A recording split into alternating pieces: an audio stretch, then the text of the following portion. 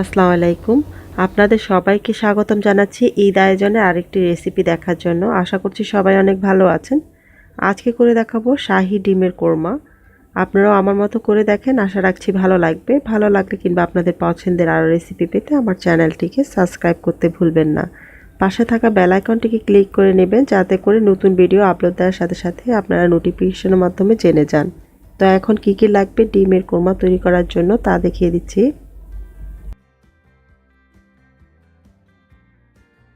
শাহি ডিমের কোরমা তৈরি করার জন্য এখানে আমি 6টা ডিম সিদ্ধ করে নিয়েছি আর কাঁটা চামচ দিয়ে এভাবে ছিদ্র করে দিচ্ছি।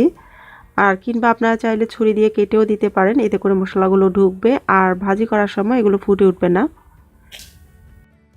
ডিমগুলোকে লবণ মাখিয়ে নিয়ে আমি প্যানে তেল দিয়ে হালকা আমি এগুলোকে ভেজে নিব। প্যানে তেল দিয়ে আমি এতে এলাচি, দারচিনি, তেজপাতা দিয়ে দিয়েছি। দিয়ে দিচ্ছি পেঁয়াজ বাটা। পেঁয়াজ বাটাটাকে কিছুক্ষণ নেড়েচেড়ে নিয়ে এখন এতে আমি দিয়ে দিচ্ছি আদা রসুন পেস্ট।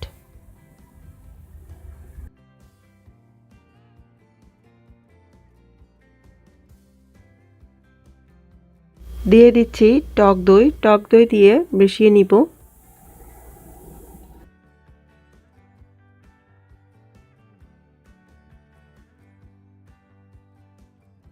দিয়ে দিচ্ছি বাদাম বাটা। বাদাম বাটার পরিবর্তনে আপনারা চাইলে পোস্তদানাও বেটে দিতে পারবেন। স্বাদ অনুযায়ী লবণ দিয়ে দিচ্ছি।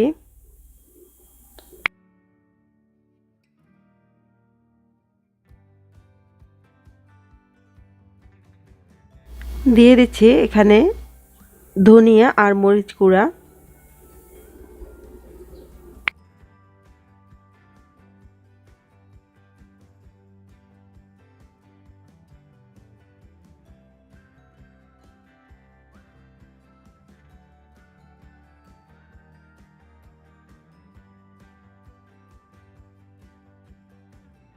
শাহি ডিমের কোরমা রান্না করতে বেশি সময় লাগে না, তো আমি মশলাটাকে কিছুক্ষণ কষিয়ে নিয়ে এখন এতে দিয়ে দিচ্ছি ডিমগুলোকে। দিয়ে ডিমের সাথে মিশিয়ে নিব নেড়েচেড়ে।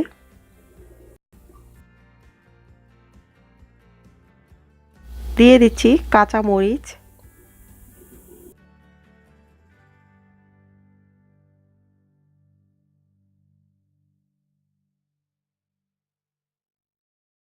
চিনি দিয়ে দিচ্ছি। চিনিটা টক দই দিয়েছি সেহেতু এখানে ব্যালেন্স আনার জন্য চিনি দিয়ে দিচ্ছি। দিয়ে দিব কিশমিশ। দিয়ে এখন সব কিছুকে মিশিয়ে নিচ্ছি।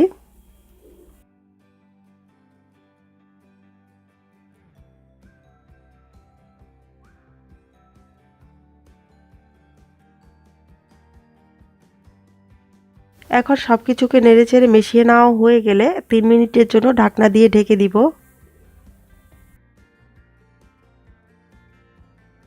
3 মিনিট হয়ে গেছে, ঢাকনাটা খুলে এখন এতে দিয়ে দিচ্ছি পেঁয়াজ বেরেস্তা।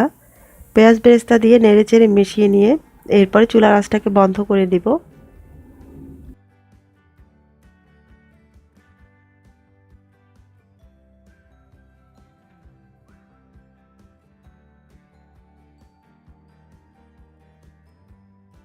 তৈরি করে নিয়েছি শাহি ডিমের কোরমা। আপনারা ওইভাবে করে দেখেন, অবশ্যই ভালো লাগবে। এছাড়াও আমার চ্যানেলে কাচ্চি বিরিয়ানি, তেহেরি, মরক পোলাও, চিকেন বিরিয়ানি আছে, আপনারা চাইলে দেখে নিতে পারেন। আর আপনাদের যদি কোনো মতামত থাকে জানাতে পারেন কমেন্টে। ভিডিওটি দেখার জন্য সবাইকে অসংখ্য ধন্যবাদ। আবারও আপনাদের পছন্দের কোনো রেসিপি নিয়ে হাজির হয়ে যাব। সবাই ভালো থাকবেন। আল্লাহ হাফেজ।